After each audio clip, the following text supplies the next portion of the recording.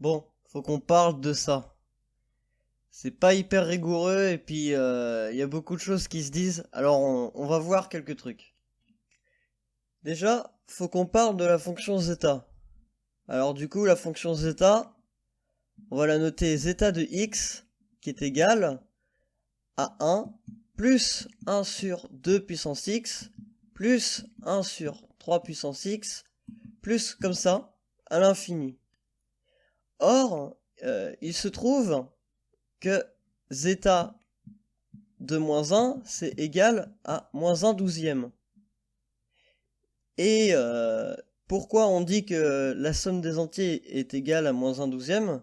En fait, ça vient du fait que si on met moins 1 dans tous les exposants ici, on va se retrouver avec 1 plus, donc 1 sur 2 puissance moins 1, ça fait 1 sur 1 demi, donc ça fait 2, plus 3, plus 4, plus comme ça jusqu'à l'infini.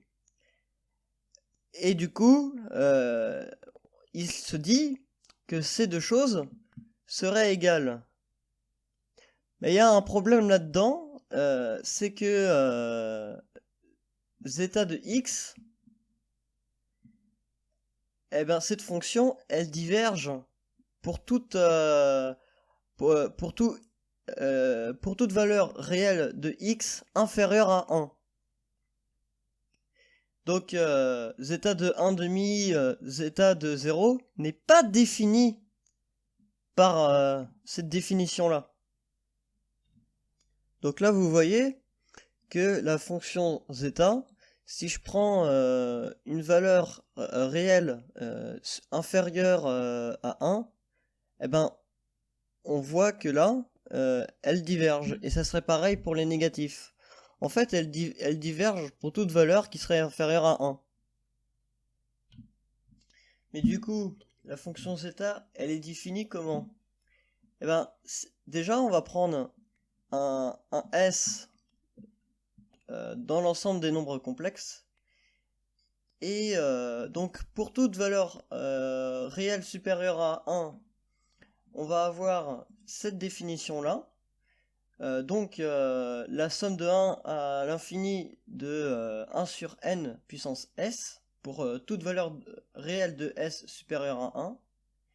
Pour ce qui est de 0 à 1, on va plutôt utiliser cette formule-là, parce que celle-ci converge. Euh, et donc, évidemment, on ne peut pas l'utiliser pour les nombres négatifs. Donc c'est pas avec celle-là qu'on aura zeta de moins 1. Et du coup, pour la dernière définition, donc elle est un peu tordue, mais c'est avec ça qu'on obtient les valeurs négatives. Et ce qui est bien avec cette définition-là, c'est qu'elle fonctionne pour tout nombre complexe qui n'est pas 0 ou 1. Et donc c'est par exemple avec ça qu'on a zeta de moins 1 égale moins 1 douzième. Ou bien zeta de moins 2 égale 0, ou des choses comme ça.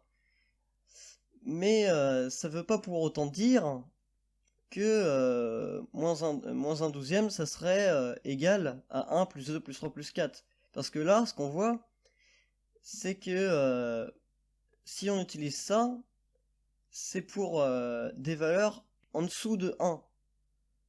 Donc ça ne peut pas correspondre à cette définition là-haut. Mais du coup, même si on peut pas dire que 1 plus 2 plus 3 plus 4 plus etc. ce serait égal à moins 1 douzième, il y a quand même des choses qu'on peut faire sur les antipaires positifs. Par exemple, zeta de 2, c'est égal à pi au carré sur 6. Et comme 2 c'est supérieur à 1, eh ben on peut écrire que 1 plus 1 sur 4 plus 1 sur 9 plus 1 sur 16, comme ça, à l'infini, où je prends tous les inverses des carrés, et ben là je peux écrire que c'est égal à pi carré sur 6. Je peux faire la même chose pour tous les entiers-pairs. Zeta de 4, ça sera pi puissance 4 sur 90, Ou encore, zeta de 6, ça sera pi puissance 6 sur 945. Et ça, je peux utiliser la somme. Là, à la place d'avoir les carrés, je vais avoir les puissances de 4.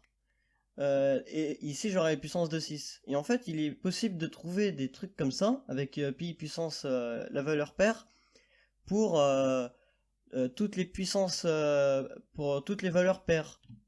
Pour ceux que ça intéresse, la formule pour les antipaires, que je vais noter comme ça, donc qui est égale à la somme de n égale 1 jusqu'à l'infini de 1 sur n puissance 2k. Et ça c'est possible parce que 2k supérieur à 1, et bien ça sera égal à la valeur absolue des nombres de Bernoulli fois 2 fois pi puissance 2k, le tout divisé par 2 fois 2k factoriel. Et donc avec ça, si vous connaissez vos factoriels et vos nombres de Bernoulli, vous pouvez trouver des valeurs pour tous les nombres pairs de la fonction zeta. Donc voilà.